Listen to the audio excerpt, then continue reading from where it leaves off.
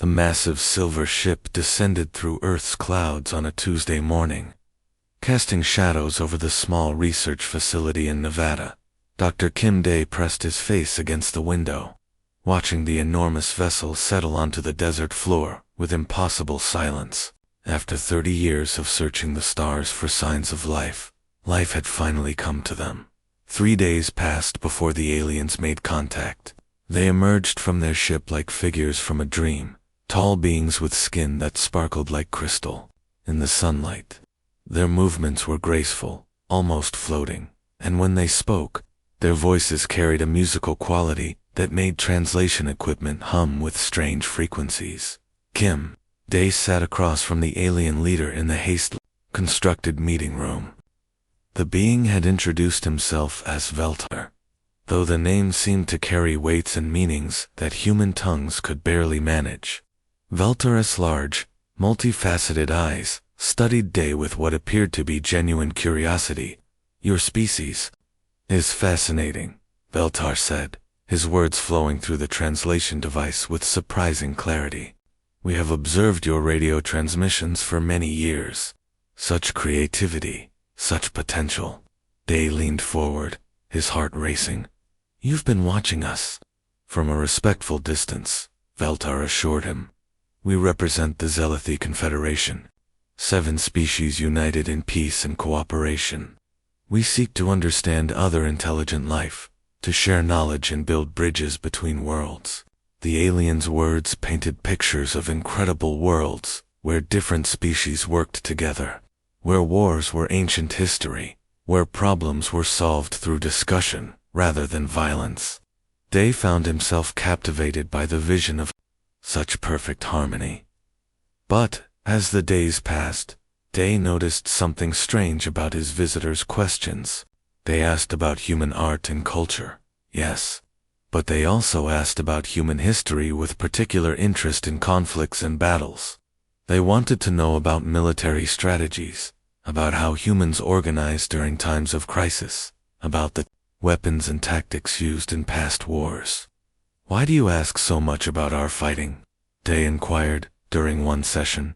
Veltar's crystalline features seemed to dim slightly. "Academic interest only. We study all aspects of the species we encounter. Your military history is unique among the races we have met." Dr. Park Min, Day's assistant, and a former military officer, sat in on the next meeting. Afterward, she pulled Day aside with concern written across her face. "Something's not right," she whispered. "They're not just curious about our wars, they're studying them. The questions they ask, those are the questions someone asks when they need to understand how to fight." Day wanted to dismiss her concerns, but he couldn't shake the feeling that his assistant was right. The aliens spoke of peace, yet they seemed almost hungry for information about human warfare.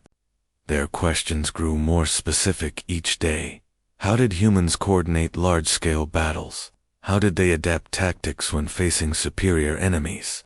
How did they maintain morale during long conflicts? On the 7th day, Veltar made an announcement that changed everything. "The Confederation Council has reviewed our cultural exchange," he said, his musical voice carrying new undertones.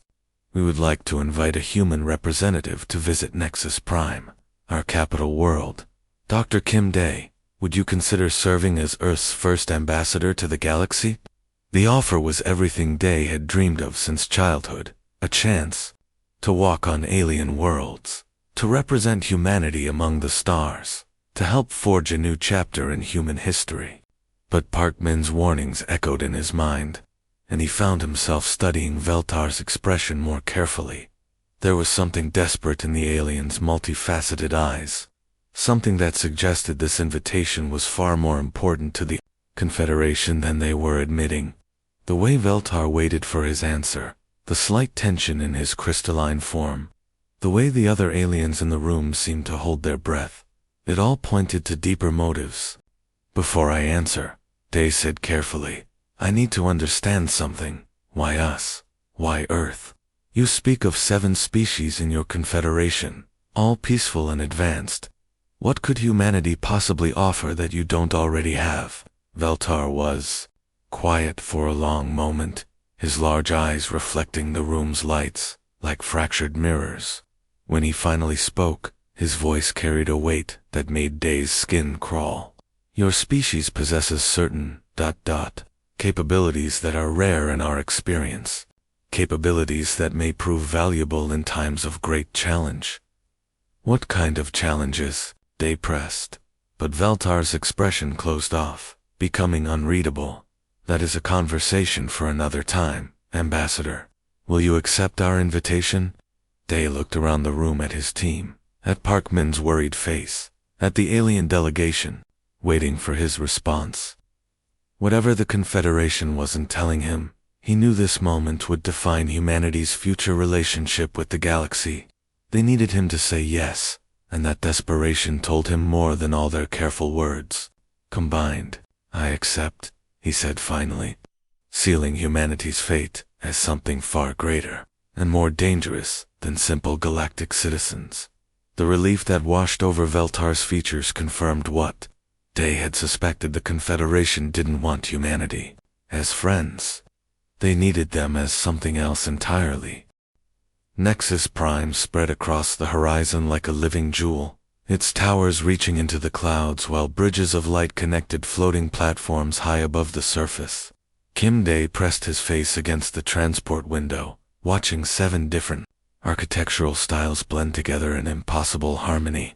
Crystalline Zealothi spires twisted alongside the organic curves of Kishari biobuildings, while geometric human structures had already begun appearing in the diplomatic quarter. The human colony on Altara had been established just 2 months after Day's arrival, but it already bustled with activity that impressed their alien hosts. Dr. Lee Bo worked in laboratories alongside insectoid Vexani scientists, their communication limited to mathematical formulas and excited gestures. Engineer Park Min supervised construction crews that mixed human steel with alien materials that seemed to bend light around corners. Your people adapt remarkably fast, observed Counselor Nethali during one of Day's weekly briefings.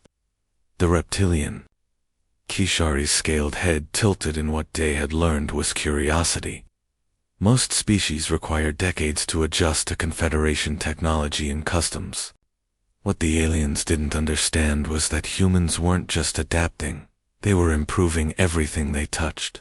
Parkman had redesigned the colony's power grid to be 30% more efficient than the Confederation standard. Dr. Song Ji had developed new communication protocols that allowed real-time translation between all 7 species simultaneously. The aliens watched these innovations with growing amazement, and something that looked almost like relief. But it was Commander Yunha who asked the questions that made everyone uncomfortable. Your defensive systems are interesting, she commented. During a tour of the orbital platforms around Nexus Prime, Captain Ithavel there, Zealothi guide, gestured proudly at the massive structures. Each platform can redirect asteroids and space debris, Ithel explained. We have had no collisions in over 200 years.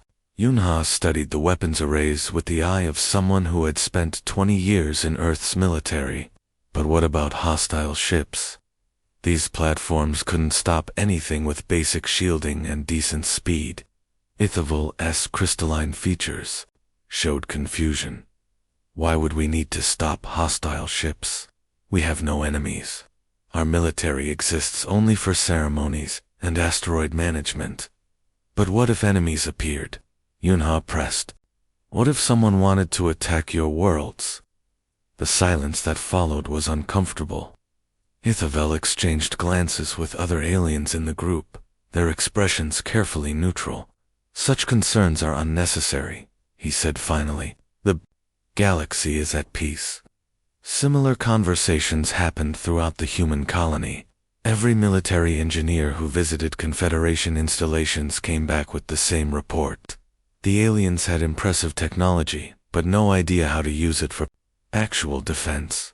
Their weapons were designed for mining and construction. Their ships were built for comfort and speed, not combat.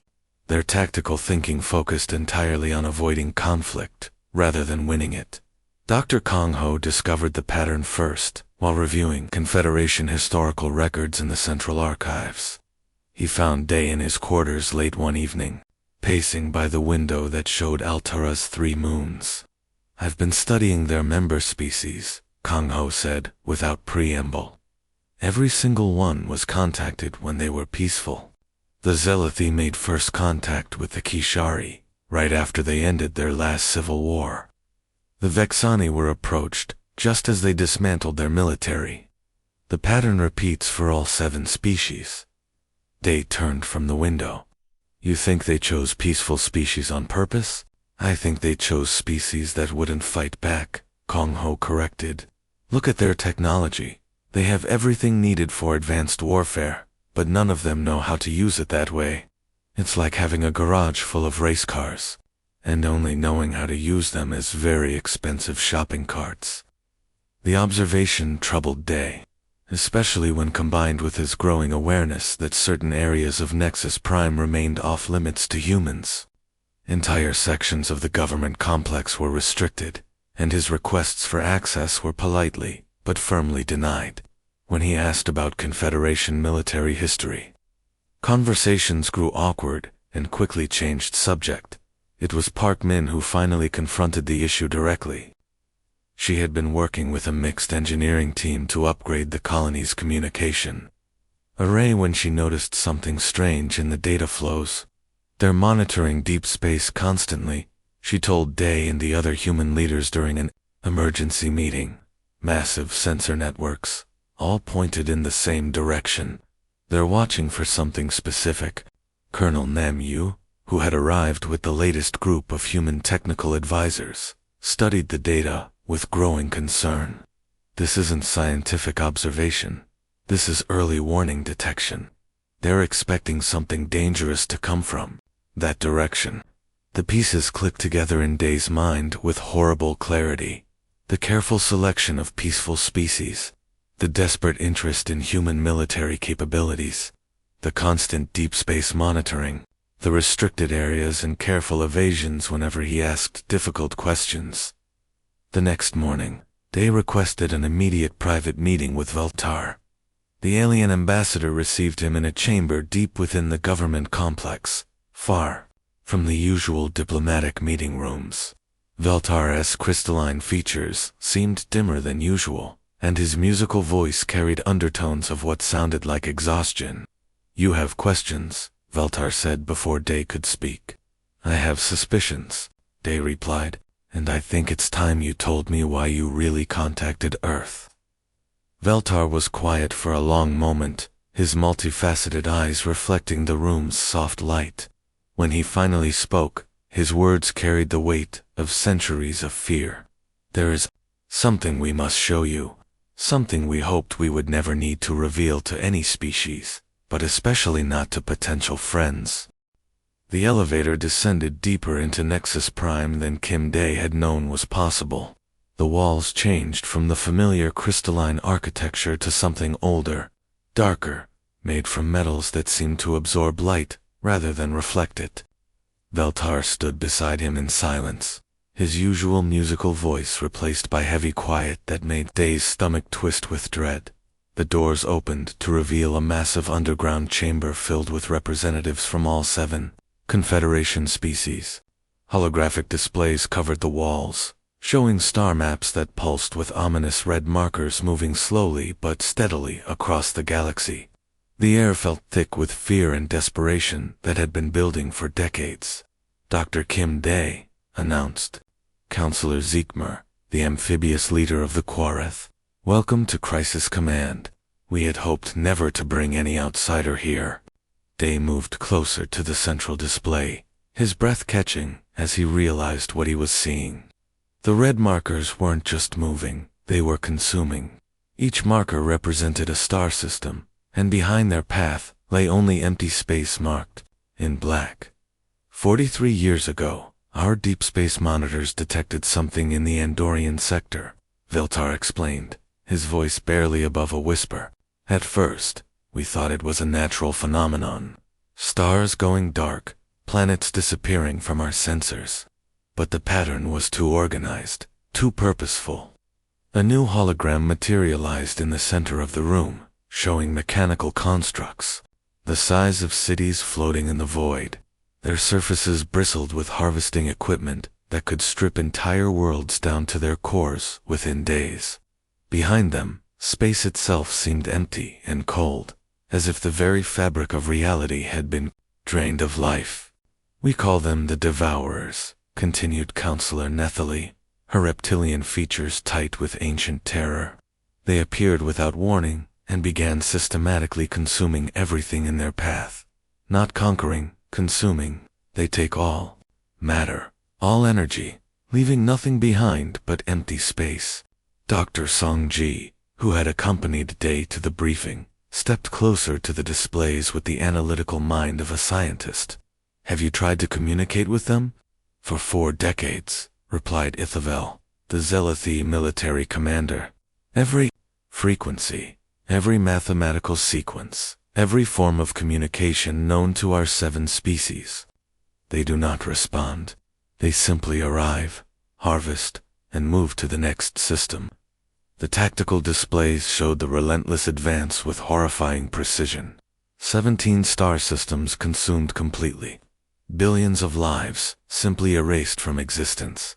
And the pattern of movement led directly toward Confederation space.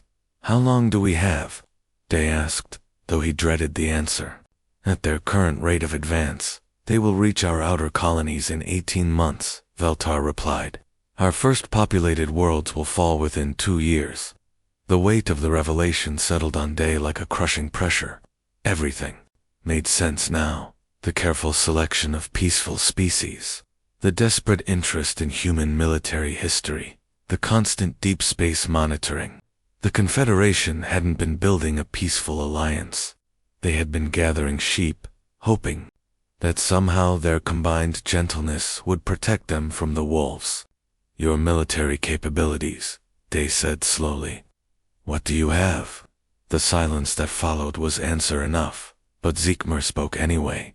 "Ceremonial fleets, research vessels, asteroid mining equipment. We are 7 species chosen, specifically, because we had abandoned warfare. We believed that violence was a primitive stage of development that intelligent beings would naturally outgrow." Commander Yun-ha, who had been studying the tactical displays with growing horror, turned to face the alien leaders. "You have no weapons, no battle tactics, no military doctrine at all." "We dismantled our weapons centuries ago," admitted Neth. "Each species that joined the Confederation was required to abandon military development in favor of peaceful cooperation. We believed that intelligence and cooperation could solve any problem." "Not this problem," Yun-ha said grimly. "These machines don't want territory or resources they can negotiate for. They want everything, and they're willing to take it by force." Veltar's crystalline features seemed to crack with the weight of his next words. "We know. That is why we searched the galaxy for species with different characteristics. Species that had not yet abandoned their capacity for organized violence." The truth hit Day like a physical blow. "You weren't looking for friends. You were looking for soldiers." "We were looking for protectors," Veltar corrected gently. "Every species we encountered was either too primitive to help or too peaceful to fight, until we found Earth. Humans are the first species we have discovered that combines advanced intelligence with—" He paused, searching for diplomatic words. "With the ability to kill efficiently when necessary," Day finished. Around the chamber, alien leaders shifted uncomfortably at the blunt human directness, but none contradicted him. "We had hoped to find a technological solution," Zekmer said quietly. "Some way to communicate with the Devourers, to understand their purpose, to convince them to spare inhabited worlds.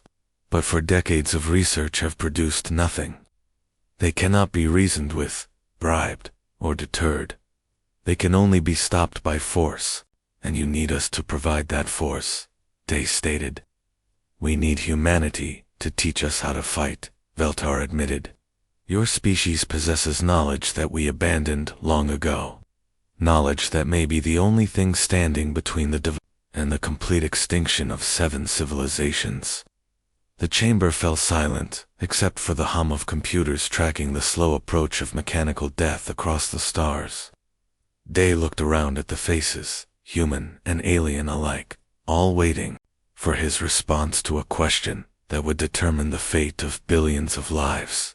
"I need to contact Earth immediately," he said finally. The emergency session of the United Nations had been running for 18 hours straight.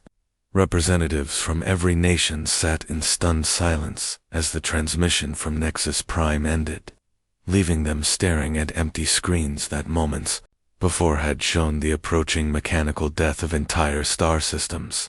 The weight of what they had just learned pressed down on the assembly like a physical force. Secretary General Chen Wei stood slowly, her voice cutting through the shocked murmurs. The floor recognizes Admiral Choi Soo of the Republic of Korea, appointed Director of Emergency Response. Admiral Choi Soo walked to the podium with the measured steps of someone who had spent 30 years preparing for impossible situations. Her uniform was crisp, her expression calm, but her eyes held the fire of someone who understood exactly what humanity was being asked to do. "The question before us is simple," she began, her voice carrying clearly through the vast chamber. 7 peaceful civilizations face complete extinction.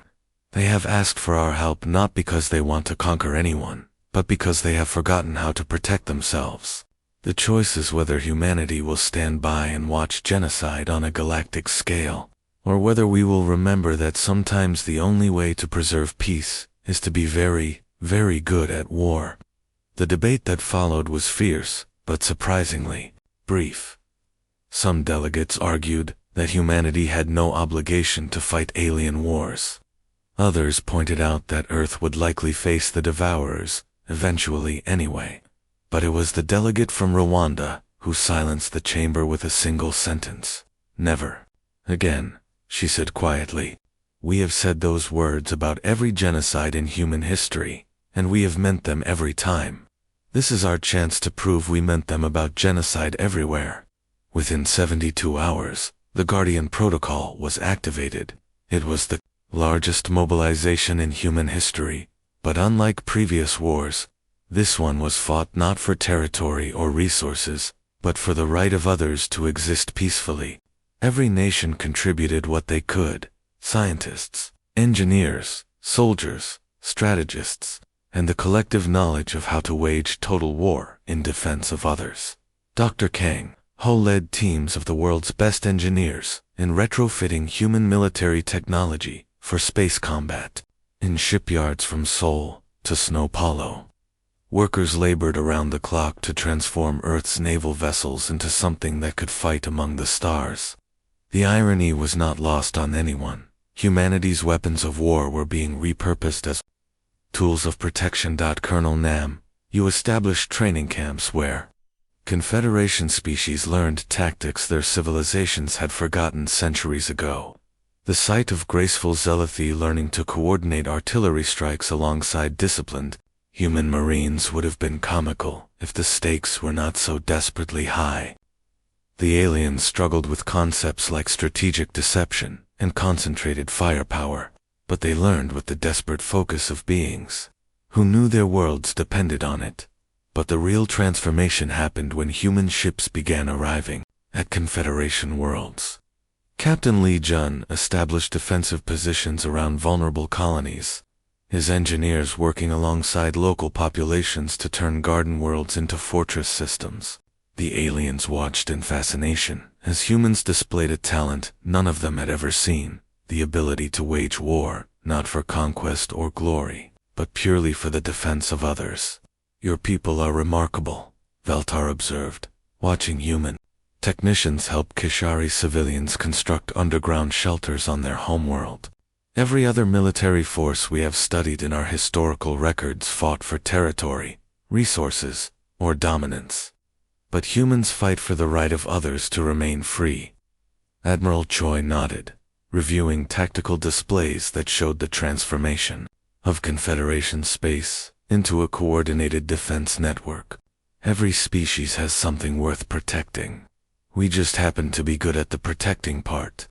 The changes were dramatic and swift. Scattered, vulnerable colonies became interconnected fortress worlds. Civilian ships were retrofitted with human weapon systems and operated by mixed crews who combined alien technical skill with human tactical knowledge. Most importantly, the Confederation military, such as it was, began learning to think like humans when it came to defense. "I do not understand this concept of total war," admitted Captain Ithavel during a strategy meeting on Nexus Prime. "You speak of destroying the enemy completely, not simply repelling their attacks. Because half measures get people killed," replied Colonel Park So, studying star charts that showed potential devourer approach routes.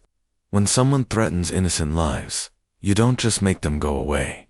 You make sure they can never threaten anyone again." The philosophical difference was profound. The Confederation species had been trained to think defensively, to minimize conflict and seek accommodation. Humans thought in terms of protecting others through the complete elimination of threats. It was a mindset that made the aliens uncomfortable, but gave them hope for the first time in 4 decades. As the first Devourer scouts were detected at the edge of Confederation space, both human and alien forces took their positions. The peaceful, garden worlds now bristled with weapons designed not for conquest but for protection. Mixed crews of humans and aliens manned defensive stations, their months of intensive training evident in their smooth coordination. Admiral Choi stood on the bridge of the flagship Protector, surrounded by displays showing the approaching mechanical threat. Around her, human officers worked alongside Confederation specialists, their different approaches to problem-solving, creating solutions none of them could have developed alone. "All stations report ready," announced Captain Park So from his command post on Altura. "Defensive grid is online and coordinated." The Devourers were coming, expecting another easy harvest. They had not calculated for humanity's gift to the galaxy, the knowledge that sometimes the only way to preserve peace is to be absolutely ruthless in its defense. The Devourer fleet emerged from hyperspace like a plague of mechanical locusts, their massive forms blotting out the stars around Kepler's station. For 43 years, these machines had swept through the galaxy unopposed, consuming 17 star systems with the methodical efficiency of a cosmic harvesting operation. Their programming was simple and had never failed to arrive. Consume, move on. Admiral Choi Su stood on the bridge of the Protector, watching the enemy fleet through displays that showed thousands of mechanical constructs the size of cities. Each one bristled with harvesting equipment designed to strip worlds down to their cores, leaving nothing but empty space in their wake. The sight should have been terrifying, but Choi felt only cold determination. "Contact from all defense platforms," reported Captain Park So from his position commanding the Alteron grid. "Mixed crews are ready. Human and alien teams report full coordination." The transformation of Confederation space had taken 18 months of desperate preparation. What had once been scattered, defenseless colonies were now fortress worlds, connected by overlapping fields of fire. Human military doctrine had been married to alien technology, creating defensive systems that neither species could have built alone.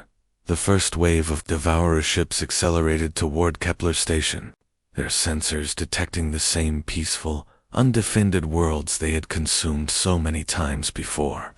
Their tactical programming anticipated minimal resistance from another collection of docile civilizations.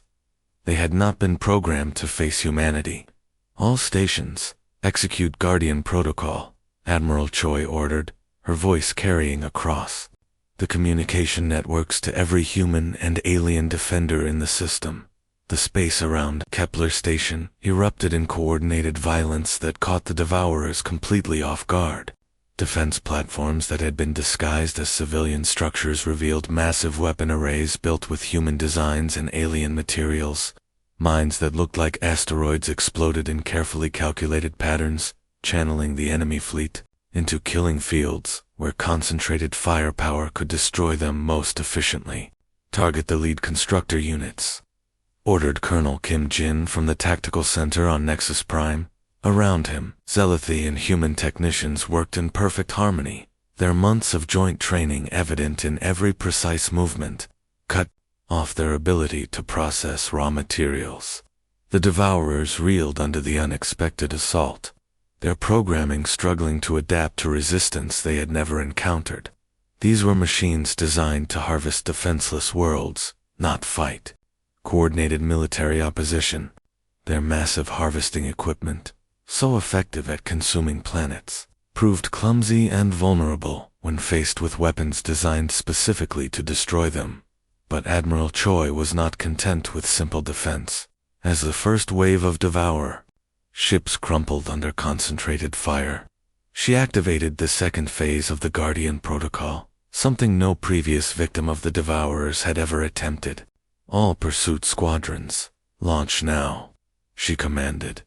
From hidden positions throughout the star system, human warships emerged like predators sensing wounded prey. These vessels had been designed not just to defend static positions, but to hunt fleeing enemies across the vast distances of space. The concept was completely alien to both the Devourers and the Confederation species. The idea of pursuing a retreating enemy to ensure their complete destruction. Dr. Yunmi monitored the battle from the Joint Command Center, watching displays that showed something unprecedented in the 43-year history of Devourer attacks. They're not just repelling the invasion, she reported to the assembled Confederation leaders. They're hunting down every single enemy unit. The mechanical constructs that had terrorized the galaxy for decades found themselves on the receiving end of systematic extermination. Human tactical thinking had transformed what should have been a desperate last stand into a coordinated campaign of total elimination. Every time a Devourer unit tried to retreat, human ships were waiting. Every attempt to regroup was met with precision strikes that destroyed entire formations.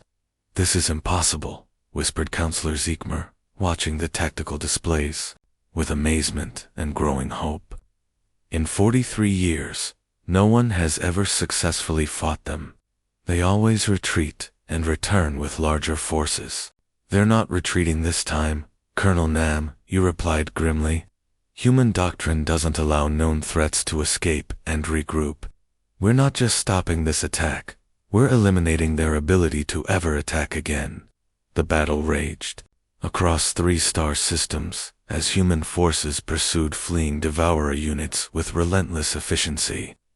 What the machines had planned as a simple harvesting operation became a grinding campaign against an enemy that treated the defense of others as a sacred duty. Every Devourer construct was tracked down and destroyed, their remains turned into debris fields that served as warnings to any other mechanical intelligence that might threaten inhabited worlds. Captain Lee Jun coordinated the final phase of the operation from his flagship, watching as the last Devourer units were cornered and eliminated in the empty space between star systems. "Confirmed destruction of all enemy units," he reported. "No survivors, no escape pods, no possibility of regrouping." When the battle finally ended, 3 months after it began, the silence was profound. For the first time in over 4 decades, deep space monitors showed no red markers advancing across the galaxy. The Devourer threat had not been repelled or negotiated away, it had been completely eliminated by an enemy they had never encountered before. In the aftermath, flags from 8 different worlds flew together at Nexus Prime. The Confederation worlds did not consider humanity as merely another member species. They recognized them as guardians, beings who had chosen to stand watch so that peaceful civilizations could continue to exist in a galaxy that sometimes spawned nightmares. Humanity had found its place among the stars not as conquerors or rulers, but as protectors, and across countless worlds, beings of 7 species slept peacefully, knowing that somewhere in the darkness, humans maintained their eternal vigil against the things that threatened innocent life. The galaxy was safe, and humanity stood guard.